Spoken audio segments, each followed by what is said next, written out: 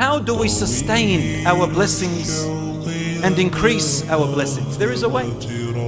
Number one, showing proper gratitude.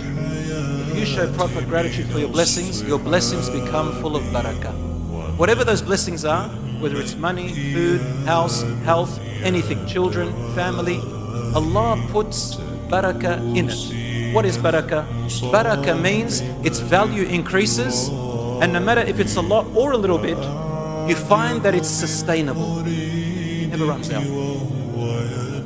Number two, your blessings are increased or sustained by minimizing frequency of sins. We all sin. We all sin. كل ابن آدم خطاء. All the children of Adam sin. وَخَيْرُ الْخَطَّائِينَ التَّوَّابُونَ. The Prophet, peace be upon him, said, the best among those who sin are the ones who constantly repent.